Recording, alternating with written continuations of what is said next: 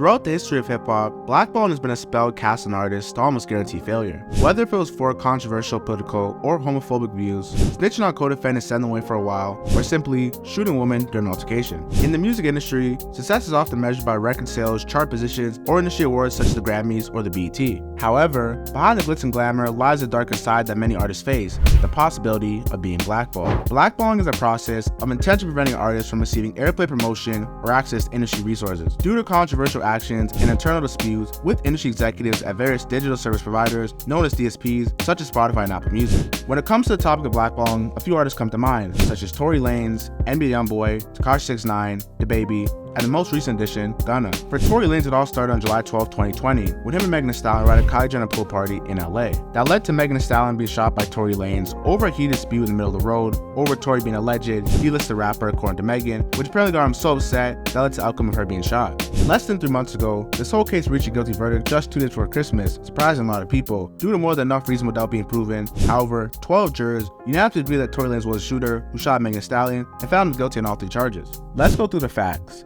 Megan claimed Tory shot her and tried to silence her by bribing her with millions. Tory responded to her when he dropped his album Daystar 2 months after the incident and challenged her on the song Money Over Fallouts. Gotta see a couple questions. How'd if you get shot in your foot? Don't hit no bones or tendons. How'd if your team? You're trying to pay me as some whole menace. I just lost like $10 million because it's cold business. But I got like 10 million followers that's gonna roll with me. Fans that support me cause they know my heart. The question of her being shot in the foot with no broken bones or tendons was a very valid point until they took her to trial and confirmed that she had bullet fragments in her foot. Many rappers shamed Tory Lanez for allegedly hurting a woman, then dissing her in a song, with the biggest boss Rick Ross calling him out in a video. Poor decision, brother, dropping that project. Just out of respect for Breonna Taylor. Just out of respect for Breonna Taylor, brother. We gotta respect these sisters. That ain't how you address the accusations you facing with the sister. That was a poor choice, homie. You ain't getting no money with that shit. Tory Lanez then replied, addressing the irony of him speaking on us hurting our black sisters. However, he wasn't out marching in Miami in support of Breonna Taylor, who was viciously killed. At Rick Ross, I respect you too much as a black man to disrespect you in these times. However, I went out and marched 9 days straight for Breonna Taylor. In your city, I didn't see the boss out there once, and stop tagging endorsements and posts about her. It's a poor decision. Despite this incident happening over 2 years ago, the industry wrote Tory Lanez off because it was an attack on a woman. He was getting blackballed, he was getting playlisted, so streams started to dry up, and he was experiencing cold business as a result of his negative publicity. My brother, there is nothing you or your people could tell anyone that would justify why you are the alleged shooter of Megan Thee Stallion. There's nothing you could say that no logical human being with great comprehension skills could understand. There's nothing you could tell me Megan said. There's nothing you could tell me Megan did to justify why you shot her. If I'm being totally honest, I don't even really know what to say about any of this. I truly don't understand like I used to. I can't comprehend in my mind why a man who has a career, who has things going for him, who is an actual celebrity, would shoot a woman who is arguably the hottest rapper in the game right now. Now, let's be clear. I don't understand violence against women, period, especially this level of violence. But Tory Lanez, you a whole star out here, bro. Like, why? Like, why did your brain take you there? Was it cocaine or some other type of drug? Were you extremely drunk? Do you have extreme anger management issues? Like, what emotional trauma are you dealing with that you can't control your emotions so much that you were driven to shoot her? It's safe to say the media convicted him before the courts did, and somehow, the courts and the media came to the same decision. The conspiracy that many fans have is, this happened as a result of Tory Lanez not wanting to sign to Roc Nation and become an independent artist under his former label, Interscope Records. Once Tory Lanez went indie, I was no longer part of this paid machine known as the big labels doing work with distribution companies. They set a fire and left them to burn. Now Megan Thee Stallion, who has a management deal with Roc Nation, was being represented by Jay-Z's lawyer, Alex Spiro, one of the most elite prosecutors coming straight out of Harvard. Despite them having a name recognition lawyer, the case was extremely sloppy, with recanted statements, key witnesses going MIA, and the prosecution trying to add 2 new charges throughout the trial. Rewind to 2021. Megan Thee Stallion had gag order on Tory as he was not allowed to speak on Megan in public on social media to defend his name. While the media split mostly by gender bias, a man waiting for court and women deeming him guilty, Tory couldn't be within 100 meters of her and actually violated his parole during a surprise performance at Rolling Loud, where she was there along with other artists. The music industry is a very scandalous business, which relies heavily on relationships and networking. With the Megan Thee Stallion shooting being held over his head, people were scared to work with him because although it wasn't proven or a decision was made at the time, People still treated him like he was guilty and are afraid to work with him for the sake of tainting their own image. Tory Lanez's last tweet before trial lives to haunt him until this day. I'm going to leave this here one more time and watch how it ages, in all caps. No weapon formed against me shall prosper, and every tongue that rises against me in judgment shall be condemned. You sit and watch now, and don't ever question the God I serve again. This is my last tweet. And just like that, the music industry got rid of him. Now, NBA YoungBoy, where do we begin? Should we address consecutive back-to-back #1 albums, or being the most streamed artist outside of Drake or even Taylor Swift? YoungBoy came into the game at a time where no new artists from the South were making noise. His extremely raw and emotional rapping ability landed him a 5-project deal with Atlantic Records in 2017, and boy did this make them hundreds of millions. YoungBoy released his first 3 albums Until Death Call My Name, with his breakout songs like Outside Today and Solar Eclipse, along with other songs Preach and Traumatized. So many hit records, mostly paint type music that really made fans gravitate towards him. Last year it was estimated that the YouTube channel of NBA YoungBoy made $1.4 million a month, and that doesn't include other DSPs such as Spotify, where he has 60 million monthly listeners, and Apple Music with Tidal Wave. To put this into perspective, YoungBoy's had back-to-back consecutive #1 albums and has never been Grammy nominated. We are talking about the top 3 artists this year out of all genres who's not getting playlisted and essentially getting blackballed by Apple Music and Spotify. The scariest thing about YoungBoy's success is his success is mostly based off his core fans. He gets no airtime, his music is regarded as radio friendly, and in this industry, even though people are not involved in getting politics, they pick sides. Now, hip-hop personality DJ Academics, hate him or love him, he's gonna tell how it is. Academics suggests DSP executive Ebro from Mount 97 radio station, who's Apple Music's global editorial head of hip-hop and R&B, who is purposely black an artist who doesn't like, specifically NBA YoungBoy, over the King Von shooting in Atlanta, blackballing every artist signed to associate with the Never Broke Again label. Nobody from YoungBoy's team probably gonna speak on it, but I'll just say it because it's just truth. When YoungBoy was locked up, and YoungBoy was locked up when the whole shit happened, when it came to the whole Quando Rondo and whatever, they stopped playlisting anything that was NBA associated, and the reasoning that was given was literally this. This is why he dissed Apple Music on I Hate YoungBoy. The reason was given was, we don't want to upset the other side. That's factual. Now, I'm not going to say, because I like to stand on everything I say, I'm not going to say that came from Ebro, but that was the word from Apple Music. Outside of Tupac and Lil Wayne, YoungBoy's only rapper to get #1 album on the Billboard charts while in jail. In an idealistic world, rappers get a high place on the Billboard charts are the same rappers being nominated for Grammys and other awards, but that's not the case for YoungBoy. We have an artist dominating every aspect of evaluation in the music industry, with more RIAA certifications than J. Cole and Future, but still no Grammys. He's dominating the Billboard charts with the most streamed artists on YouTube, all while battling legal cases and still getting none of his music playlisted. In July of 2022, Operation Never Free Again went to trial against YoungBoy. It was a federal gun case in California that put him on house arrest, and if convicted, he'd face 5-10 years in jail. However, he beat the feds. He's part of 3% of the Fed cases that lose.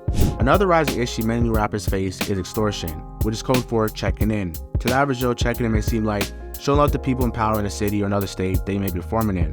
But to the real music fans, checking in seems like, give me 10K while you're in my city, and I'll make sure you make it home safely. When it comes to the hip-hop boogeymans, a few people come to mind, such as Jay Prince and Suge Knight. We've seen a few times where Jay Prince used the influence to get people's belongings returned after they were robbed, with the most notable time being YoungBoy's Houston home being broken into, and they stole his car keys. And Jay Prince found the people who did it and wanted to YoungBoy a quote-unquote favor and return the keys in an act of extortion. One thing about favors in the music industry, they don't come free. Hey, I don't want no friends, I don't want no new relationships. All that, hey, I don't respect none of this. If you got something for me, plenty you could call. It's plenty ways you could get in touch with me. Man, don't get on no internet and do nothing publicly. Don't do nothing dealing with no publicity, none of that pussy shit. And I'm good on them keys, gangster. When you buy shit cash, two keys come with the car anyway. Mind your business, man. Now, Tekashi 6ix9ine, arguably the hottest rapper of 2017, endured the pain of being blackballed the worst after being indicted by the feds on a RICO. The immense pressure of this federal indictment, which included various crimes such as armed robbery, drug trafficking, and conspiracy to commit murder, led to 6ix9ine snitching on all his co-defendants to avoid a minimum of 47 years in prison or a maximum of life in jail. Many people slandered 6ix9ine for faking a gangster persona, and then when it got real and shit hit the fan, he wanted out. 6ix9ine became a federal informant and cooperated with authorities, providing them with information to help convict his former gang associates. During his trial, he truthfully testified that the Nine-Trey Gangs of Bloods was a criminal organization and went in depth to explain the details of their crimes. His extensive cooperation reduced his 47 years that he's facing to only 2 years in federal prison. When many hip-hop artists and fans got a hold of the story, they ridiculed 6ix9ine and vowed to never ever work with a rat, someone who impersonated being a part of black culture and used their struggles to create a rap image that he wasn't ready to stand on. The blackballing of 6ix9ine led to him being taken off all radio stations and playlists from Apple Music and Spotify. The once loved Guma rapper was now one of the most hated and least respected individuals in the rap game. The truth is, hip-hop and rap is rooted in black culture, and black people and the police have never gotten along due to the police misuse of power. So for artists and people who grew up in the struggle, watching 6ix9ine portray a lifestyle similar to our community, and then side with our biggest enemy, the police, when things go wrong, is a super slap in the face. Before this all happened, 6ix9ine was getting cosigns from all the biggest young rappers ever, but all that respect went away when he bit the cheese. Here's where 6ix9ine brings up the hypocrisy in the music industry, because he mentions on numerous occasions Desert Perez, the CEO of Roc Nation, Jay-Z's record label, who is a snitch and was a federal informant. In 1994, Perez was arrested with 35 kilos of cocaine. She struck a deal with the feds and agreed to a wiretap while meeting with major cocaine traffickers. As a federal informant, she helped the DA break up major drug deals in Puerto Rico and in Colombia. In the case of 6ix9ine, he simply wants everyone to keep the same energy. People slander him from snitching, even though his crew snaked him, kidnapped him, robbed him, and slept with his baby mother. While arguably we have a woman who is knee-deep in the drug business, getting endorsed and doing business with one of the most street rappers ever, Jay-Z. When it comes to 6ix9ine, people don't feel bad for him because he escaped a major punishment and he feels way too comfortable dissing the dead. And it seems like every time he comes on social media, he's looking to point the finger. Regardless of how you feel about 6ix9ine, his erratic behavior and selfish actions do bring light to the rings of hypocrisy in the music business. Now, the Baby came on the scene almost 2 years later after 6ix9ine, and he put the game in a chokehold. From his breakout album Baby on Baby in 2019, with his hit song Sugar and Going Baby selling 32K sales in the first week, this album was more of a heat check to see if people were rocking his music, and they most definitely were. 6 months later, the Baby released his Kirk album in remembrance of his father that passed away. The album debuted at #1 on the US Billboard 200 charts, selling 145,000 copies in the first week, with hit songs like Bop and Vibes. Fast forward to April 2020, he released his third studio album, Blame It On Baby, debuting at #1 on Billboards, again with 124,000 sales in the first week. This album had songs like Levitating, where Baby was a feature on Dua Lipa's song, that went viral on TikTok, along with his first song to hit 1 billion streams, Rockstar featuring Roddy Ricch. The Baby was on Cloud 9, back-to-back #1 albums in under 7 months, biggest artist on Spotify at that point in time. It would all be taken away from him due to the harmful remarks he said at Rolling Loud Miami in 2021. You didn't show up today with HIV, AIDS, any of them deadly sexual transmitted diseases that'll make you die in 2-3 weeks. Put a cell phone light that up. Lady, if your pussy smell like water, put a cell phone light that up. Fellas, lights up. Fellas, if you ain't sucking nigga dick in the parking lot, put your cell phone lights up. Let's be real about this shit. Yeah, keep it fucking real. Some of y'all niggas suspect as a motherfucker. Let's be real. Hell, I say if you don't got AIDS, put a cell phone light up. I say if you ain't suck dick in the parking lot, put your cell phone lights up. So I could drop my next song.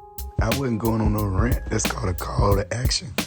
That's what that's called, because I'm a live performer. I'm the best live performer. I'm the live show killer. You interact with your fans. You get what I'm saying? Look, all the lights went up gay straight. You want to know why? Because even my gay fans don't got fucking AIDS, stupid ass niggas. In the aftermath of this incident, the Baby faced a widespread criticism from his LGBTQ fans. He was dropped from several high-profile musical festivals, such as Chicago's Lollapalooza and NYC's Governor Ball. Many radio stations moved him from song rotation, and many streaming platforms moved him from the playlist. This incident will catch up with the Baby in 2022, when he released Baby on Baby 2 in September. Baby on Baby 2 sold 17K sales in the first week. How does one justify an album sale of a top artist dropping by 90%? 90%. It's very clear people in higher places, such as Ebro and other executives, are very much behind the push button and his sales just dried up. It's like he still has over 20 million monthly listeners on Spotify. So what happened to his core fan base, and why is music not being streamed? In a back and forth on Twitter, academics called out Ebro for blackballing the Baby, as he's behind the hip-hop playlist at Apple Music. The Baby's last project in 2020, Blame It On Baby, sold 124K sales in the first week. His new project, after being blackballed by Ebro, Apple Music, is scheduled to do less than 20K. Now I understand my Ebro convo. DSPs control who is hot and who is not. Follow out a favor with them and you're done. Then Ebro responded, funny shit when artists get hot is about how they built themselves and the fans. When shit slows down, it's the radios, DJs, platforms, and the label. #blame Ebro. is bad for a whole new generation. In the music industry, if your political views and your personal actions don't align with their message, they'll make it their mission to silence you and reduce your influence. Now, Young Thug and Gunna, the two hottest artists in Atlanta, were indicted on a 65-count state of Georgia RICO in May of 2022. Many fans view this as a war on music, which seemed very prejudiced because law enforcement has never really attacked artists in any other genre, only hip-hop. Young Thug's trial began over 2 months ago, and to the public, there's been little to no progress. Multiple members of YSL have pleaded out, leaving Young Thug to dry, with his right-hand man's Gunna being the first. When Gunna was released from prison 2 weeks before Christmas, fans were very happy to welcome him home, until we saw the video of him saying yes man, admitting YSL was indeed a gang, different from YSL label, a criminal organization. Many street artists deemed him a snitch for dry snitching on Young Thug, admitting that he's part of a gang, and he was in a car with Young Thug, and narcotics and guns were in there, and they weren't his, insinuating they belonged to Thug. Many older artists such as Boosie expressed their frustration looking at this case. Rat, mouse emoji, this would have put tears in my eyes, my brother, my artist, like what the F, I'm fighting for my life, that I'm not running a gang/criminal enterprise, and you do this to Big Dog. You know it's a gang, the guns and the drug is not yours, well who else was in the car, they can be for, shake my head. Nobody has embraced Gunna after this incident. Now 6ix9ine was very vocal about the situation, as he believed Gunna was getting a sliver of the treatment he received after he ratted. 6ix9ine and Gunna's situations were a bit different though, because Gunna's was an Alfred plea, meaning nothing he said could be used in court against the co-defendant, but 6ix9ine's whole testimony was directly used to save himself and convict and send other people to jail for a long time. 6ix9ine academics linked up, and the psychology experts explained the case. Mind you, in my situation, everything is broadcasted, everything is there for the public to see. From the video of the kidnapping, from the wiretaps, to how grimy niggas was, right? These niggas I took care of, these niggas who really didn't have nothing before they met me. With the Gunna situation, his shit is really worse because this is a nigga who put him on. Like, this is a nigga who really put him under the wing. You know what I mean? So there was no reasoning to plea out. You would have been more gangster holding it down till your man copped out, or till your man figured it out, because you wasn't fighting no real charges. You know what I mean? And your man put you on. Why you rushing to go home so bad? Wait till your man figure it out. Overall, blackball in the music industry can have significant consequences. Whether it was for domestic violence, offensive homophobic slurs, or even the biggest known hip-hop, snitching, blackballing is equivalent to career suicide for the artists who are codependent on the machine. It's clear as day that the music industry is a dark and scandalous business where favors do not come free and extortion will come at an all-time fee. Thank you guys for your time. If you enjoyed this video, I recommend you watching Yeezy Royalties, the deal that haunts Adidas forever. Like, comment, and subscribe. I'm gone.